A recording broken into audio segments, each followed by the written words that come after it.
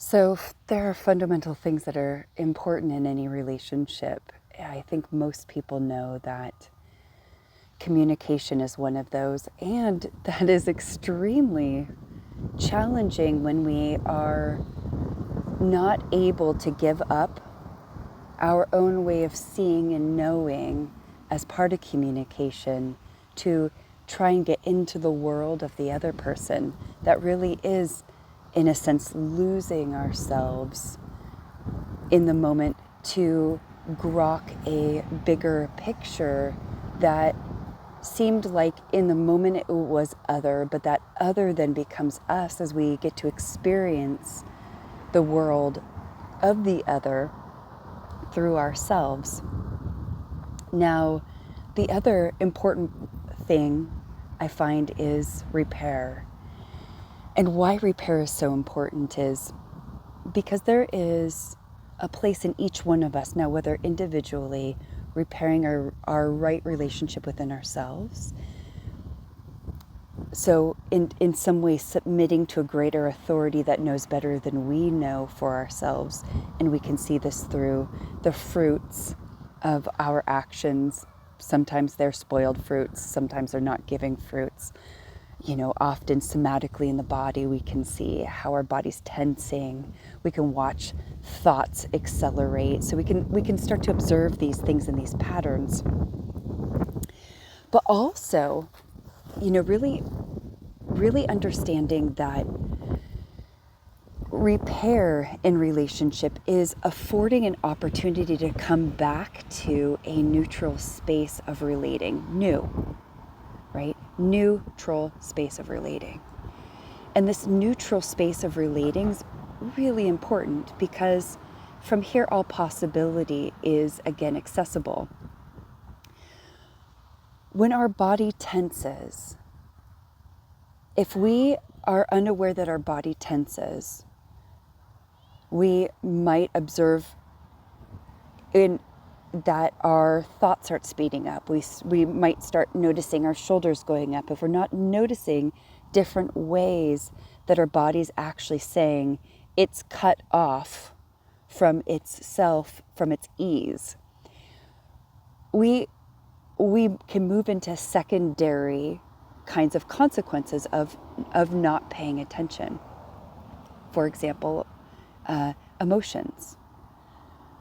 Feeling lots of sensations that we start to say it means this or this. It's, anger.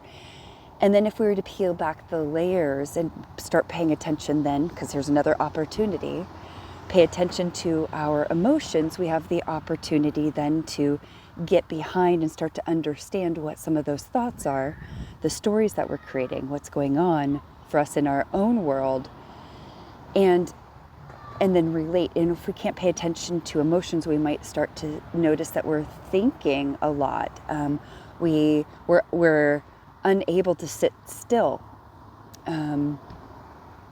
We can start to notice that we numb out or tap out. We look for distractions, right? So that we can stop and calm and numb our thoughts. So we don't have to pay attention. But all of these are our own divine way of calling our attention back to ourselves so that we can restore right relationship within ourselves, because somewhere we listened to an authority that needs correction. So some of these authorities are past patterns. They're, our parents still, in our mind. We haven't been able to get in between, what's mine and what's my parents, and been able to separate some of that. There's whole bodies of knowledge around that. But the simplicity that I want to really talk about is just seeing the importance of restoration. Because if we numb out, if we actually choose to make something not important, we accumulate. And that accumulation actually is we can feel it like either a psychological pressure. We can feel it in a somatic pressure. But in any case, this pressure builds, and it also is a way that we stop letting love in. We stop letting kindness in, we stop letting care in, we stop letting values and virtues that are resonating factors in our body that when we, meaning when the I in us submits to the greater authority, a bigger sense of love, compassion, joy, when it can submit to that and allow, surrender, be with the little I that in that moment is feeling numb or blocked off, if it can just hold the experience without judgment, we're able to get a lot more information and communication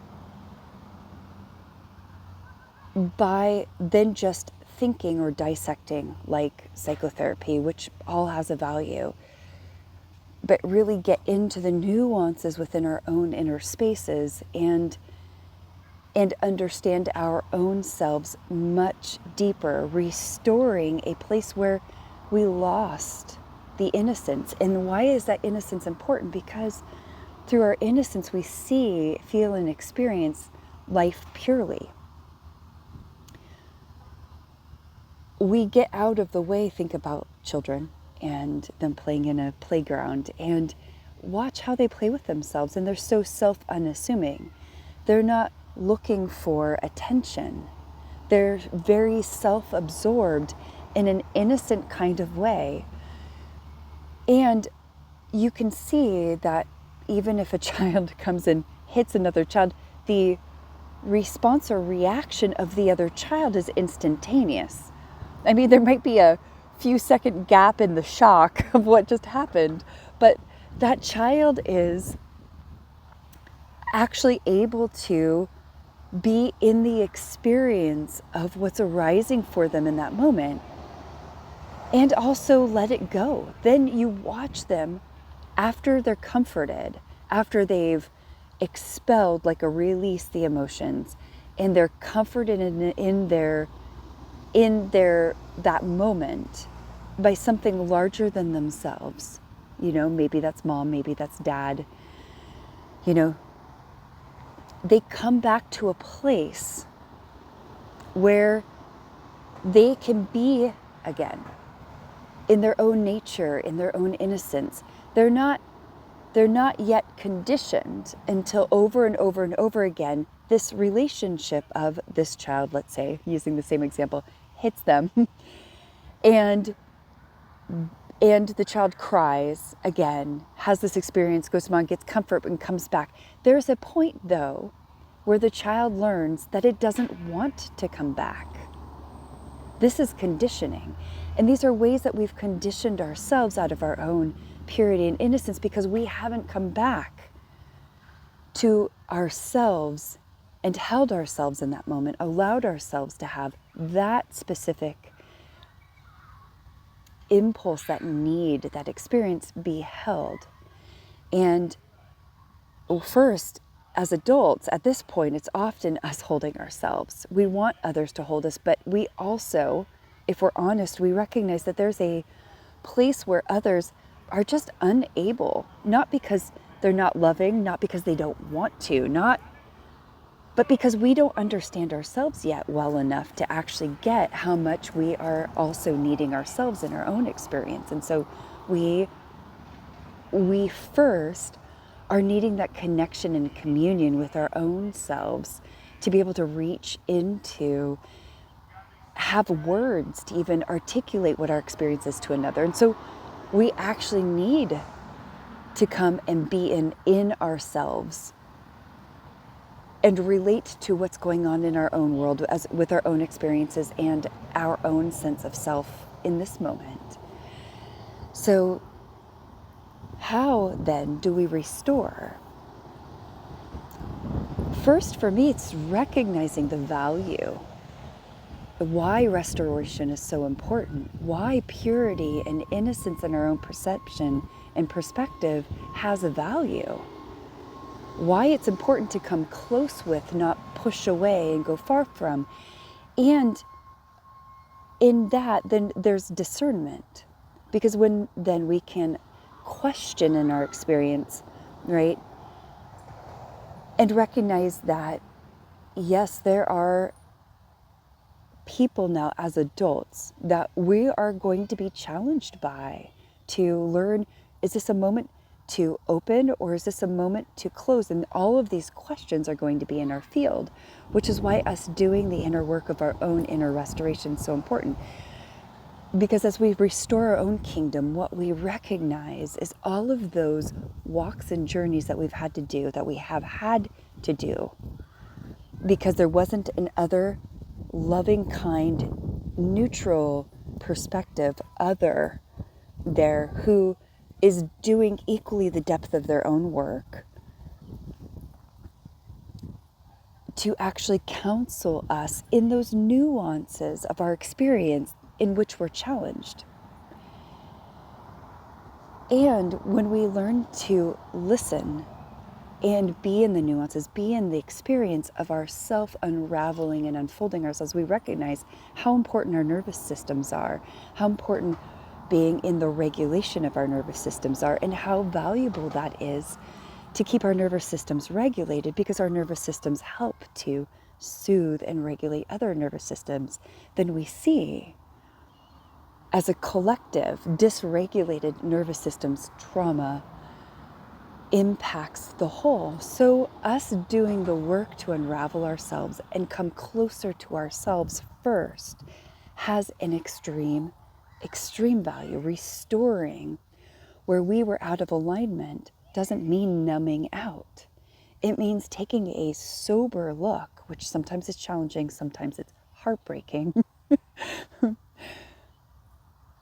and a lot more, but moving through all of the fields of awareness and communication that we have denied in past versions of ourselves when we've been given the opportunity to look, right, will come up again and again until we look at them in a different form, in a different way of communicating, psychologically, psychosomatically, physically, emotionally. There are so many incredible ways that Spirit speaks to us in all the language for restoration, for alignment, for submission or surrender. Gosh, submission just sounds like one of those like cringe words when I say it, but it really is surrender to the love that loves us more than we love ourselves in that moment. So really the desire to submit to that, right?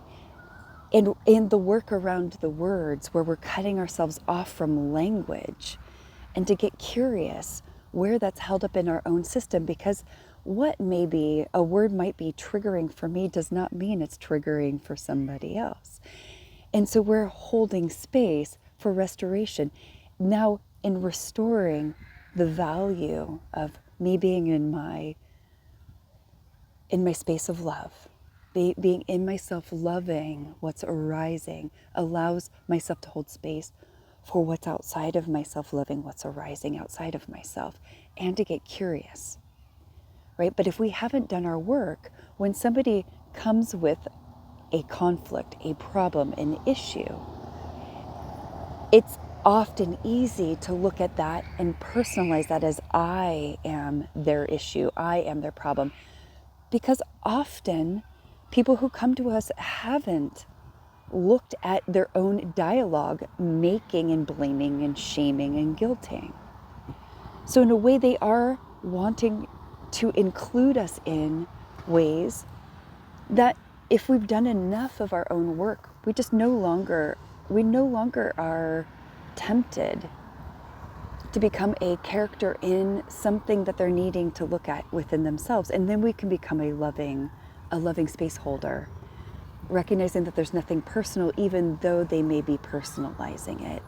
And that is just us getting clearer more aligned, more purified within our own psychosomatic field, and holding space and watching other adults have their childhood come up and be triggered, and watch that they might be equally surprised in that moment that it's arising. They might have shame and thus are hiding their shame with more stuff, more accusation, more.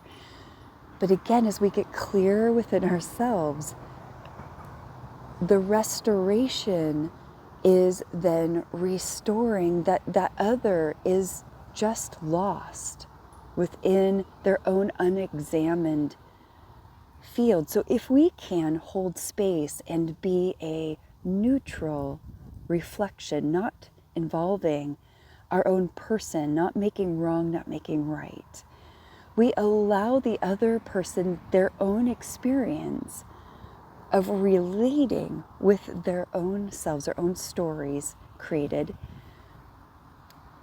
and to be able to work themselves actually back into often their own bodies and start to take responsibility for that. Now, getting smaller than that, there's something that was created there. There was two people coming together that had an experience, and there was an impact to that experience. Who's responsible? And it's this restoration that I want to talk about too, because if we don't look and see that each person's experience has value, is valid in them self-discovering what is going on in their own world, we're also helping each other discover in these that something got triggered, something has a need and a want, something has a looking outside of themselves to meet that, and isn't yet looking in self-orientation of what self needs to fill that. So the relationship then is a space holder in some way of helping the other discover what it is that they're wanting and needing in any given moment, and the other showing up and can I or can't I? But if the other hasn't done the work, also this is a place, and when I say doing the work, what I just mean is if the other gets pulled into the dynamic and they lose their neutrality, what they end up finding is that then there are places where both are pulled into a storyline that will need a deeper reconciliation, a deeper restoration, right? So there's more actual work then to uncover so that neutrality for both people can come back. And why is that restoration also important? Because that's where love's at, right? Love is in the neutrality. When we get out of the way, we just are love. We are just the experiencer of the love that is in any moment. And we get out of the way of our own experience withholding. And there's all these stories that we have conditioned ourselves to believe are right and true and valid for us to withhold love from another person. And if we get really clear, withholding love from anyone first is withholding love from ourselves. It's withholding love from God.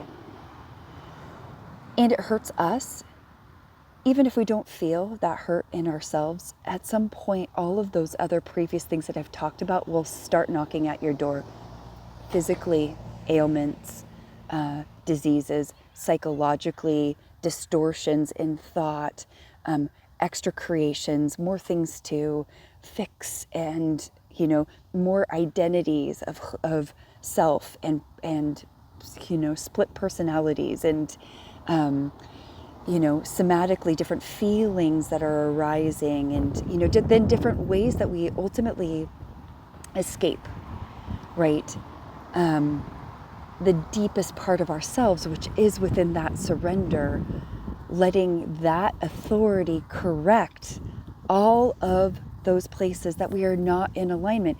Notice I'm not saying what or how, because that is our own journey. That is the self-discovering. But there are common things to each one of us that we can say, I'm getting in the way. There's an I there that's getting in the way. What is that I?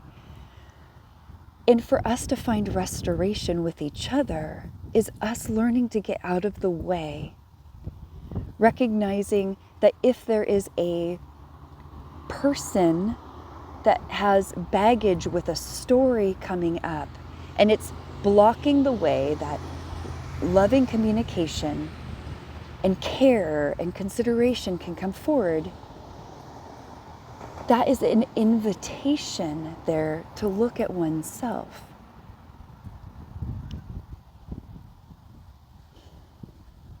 So,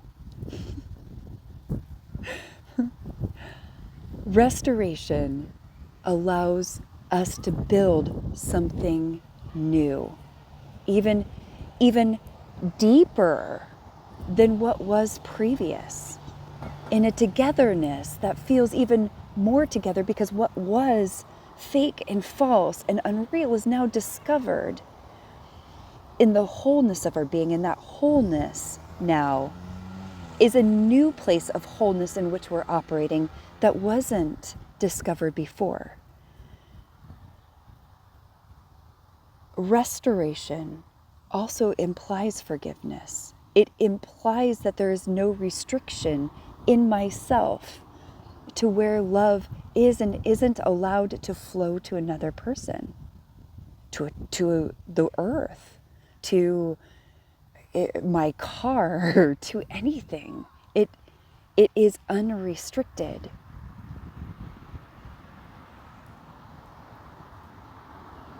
So me getting out of the way of the I thinking I know so that restoration can happen, so that love can be and exist, is another place that I think is really important in relationship, that